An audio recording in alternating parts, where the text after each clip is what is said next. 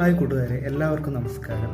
നമ്മുടെ നിത്യജീവിതത്തിൽ ഒരു ചെറിയ ലോണെങ്കിലും എടുത്തിട്ടില്ലാത്ത ആളുകൾ വളരെ കുറവായിരിക്കുമല്ലേ?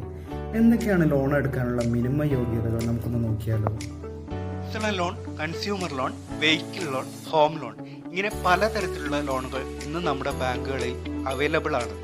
എന്താണ് നമ്മുടെ ആവശ്യം, അതിനനുസരിച്ചിട്ടുള്ള ലോൺ ആണ് അവർ നമുക്ക് സെലക്ട് ചെയ്ത് തരിക. ഏതൊരു ലോൺ എടുക്കുകയാണെങ്കിലും മിനിമം സിബിൽ സ്കോർ ആവശ്യമാണ്. നമ്മുടെ സിബിൽ നല്ല ട്രാക്ക് ആകണമെങ്കിൽ നമ്മുടെ നിലവിലെ ലോണുകൾ ശരിയായ സമയത്ത് അടച്ചിരിക്കണം. ഇനി നമ്മുടെ ലോണുകൾ എല്ലാ മാസവും അടയ്ക്കുന്നുണ്ട്, എന്നാൽ EMI ഡേറ്റ് കഴിഞ്ഞാണ് അടയ്ക്കുന്നതെങ്കിൽ അതും നിങ്ങളുടെ സ്കോറിനെ ബാധിക്കും. ഇനി നിങ്ങൾക്ക് കുറേ കാലമായി ഓവർ ഡ്യൂ വന്ന് ലോണിലേക്ക് ഒന്നും അടയ്ക്കാൻ പറ്റാത്ത സാഹചര്യം വരാം. കാലാവധി കഴിഞ്ഞിട്ടും എടുത്ത തുക ക്ലോസ് ചെയ്യാൻ പറ്റാതെ അതിൻ്റെ പലിശയും കൂട്ടുപലിശയും ആയി ഒരുപാട് തുക ആകുകയും ചെയ്താൽ ബാങ്ക് നിങ്ങൾക്ക് ഒരു ഓഫർ തരും. പിഴ പലിശ ഒഴിവാക്കി തരാം, ലോൺ സംഖ്യ മാത്രം അടച്ചാൽ മതി എന്ന് പറഞ്ഞു.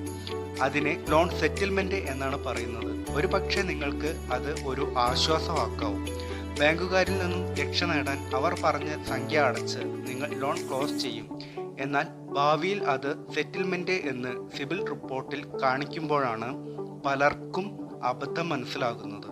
പല ബാങ്കിൽ നിന്നും ലോൺ റിജക്റ്റ് ചെയ്യാൻ ആകുന്നതിൻ്റെ റീസൺ ഇതാണ്.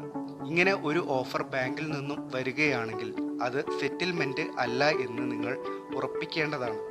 ഒന്നുകൂടി പറയട്ടെ, നമ്മുടെ വരുമാനത്തിന് അനുസരിച്ച് അടയ്ക്കാൻ പറ്റുന്ന ലോണുകൾ മാത്രം എടുക്കുക.